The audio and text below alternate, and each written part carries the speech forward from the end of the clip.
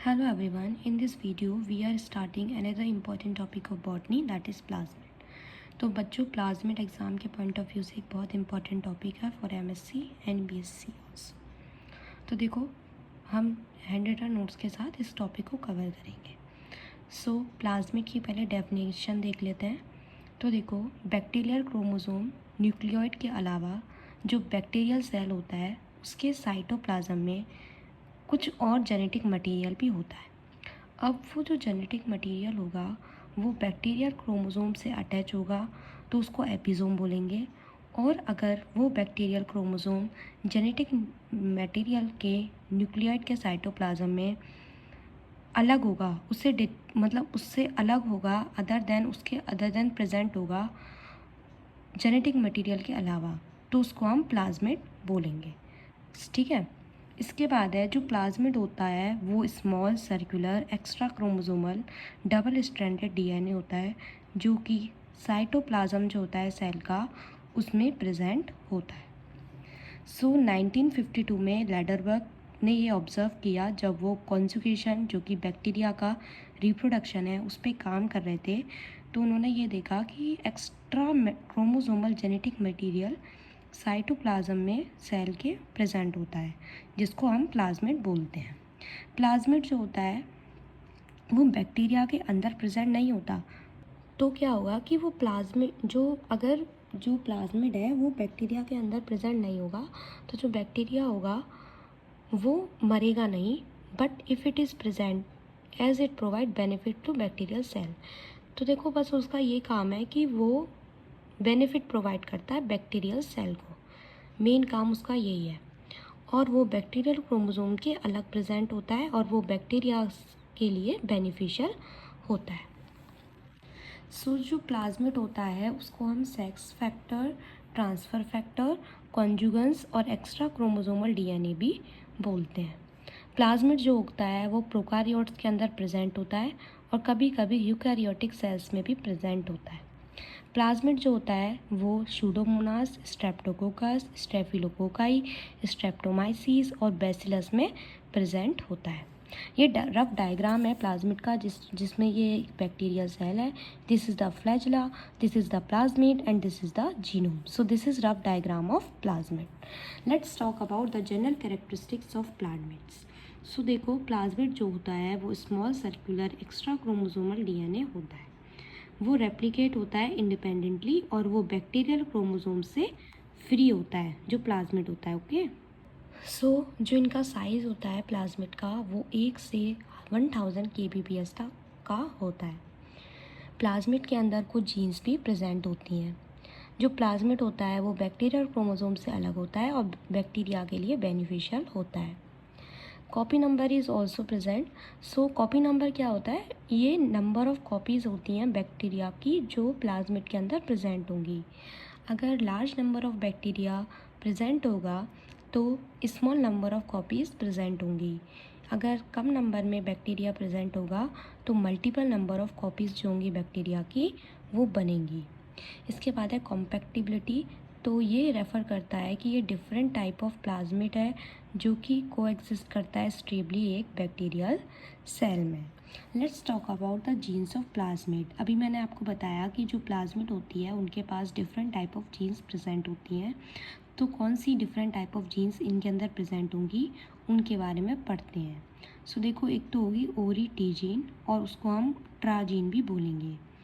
The F plasmid fertility plasmid is self compactable। जो F plasmid होता है जिसको fertility plasmid भी बोलते हैं वो self compactable होता है और वो ट्रांसफ़र करता है एक जीन से दूसरी जीन में और उसके अंदर ओरी टी साइट भी प्रेजेंट होती है। प्लाज्मिड के पास ओरिजिन ऑफ रेप्लिकेशन साइट भी प्रेजेंट होती है। जो F फैक्टर होता है उसके अंदर इंसर्शन सीक्वेंसेस होती है IS1, IS2 and IS2B and ट्रांसपोजोन is also present जो कि 1000 होते हैं। And relaxes is also a type of endonuclease जो कि एंडोन्यूक्लियस मेनली क्या होता है जो कि DNA के ऊपर कट लगाता है। तो ये ओरी टी साइड पे रिलैक्सेज जो एंजाइम होती है वो प्रेजेंट होती है। ठीक है। सो देखो, this is a structure of plasmid जिसमें ये ODV है, this is IS1, this is IS2, this is IS2B, this is M and this is tra gene. Okay, so जो प्लाज्मिड होता है वो इंटीग्रेट करता है क्रोमोसोमल DNA को दो मेथड से, एक रिकॉम्बिनेशन से करेगा, एक ट्रांसपोजोन से करेगा।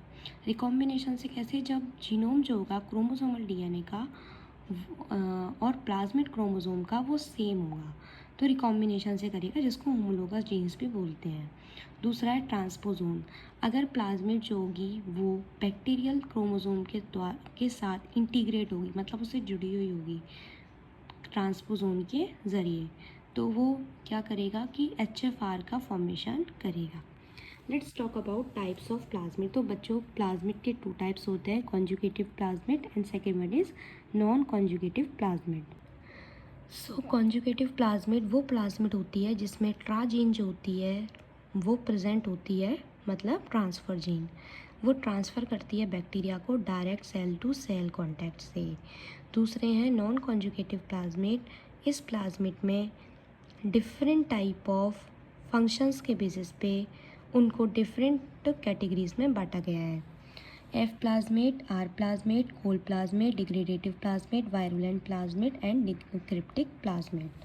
सबसे पहले पढ़ लेते हैं F प्लाज्मिड। F प्लाज्मिड को हम फर्टिलिटी प्लाज्मिड भी बोलते हैं। इनके पास ट्राजीन होती है और ये ट्रांसफ़र करते हैं एक बैक्टीरियल सेल से दूसरे बैक्टीरियल सेल्स में।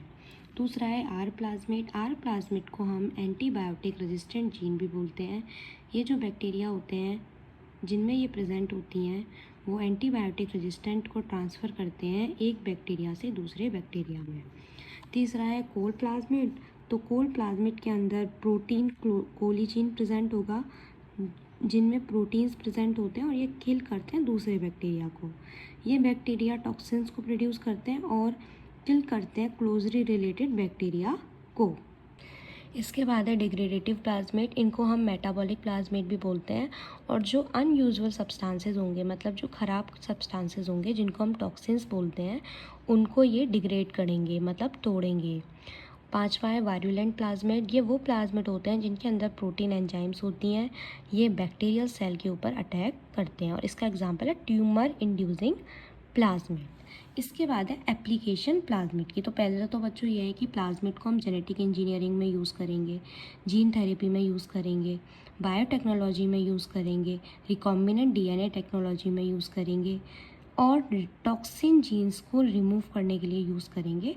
Last but not the least, replication में और वेक्टर की प्रोसेसेस में भी हम प्लाज्मिड का यूज़ करते हैं। सो बच्चों देखो, ये जो एक इम्पॉर्टेंट एस्पेक्ट है जिसमें हम प्लाज्मिड का यूज़ कर रहे हैं। डिफरेंट मैंने एप्लीकेशंस लिखी हैं जिसमें हम प्लाज्मिड का यूज़ कर रहे हैं। सो this is all about for plasmid. अगर लॉन्ग क्वेश्चन में ये आता है प्लाज्मिड के बारे में लिखो, तो आप प्लाज्मिड लिखेंगे क्या होता है, उसके बाद टाइप्स लिखेंगे प्लाज्मिड के, उनको एक्सप्लेन करेंगे और एप्लीकेशन लिखेंगे। वहीं आपका टॉपिक ख़त्म हो जाएगा और ये इनफ होता है आपके एग्ज़ाम के पॉइंट ऑफ व्यू से। अगर आपको ये टॉपिक समझ आता है, so please hit the like button and subscribe to my channel and share with your friends also. And if you have any doubt in this video, then let me know in the comment box. Thank you for watching. Bye bye. Take care.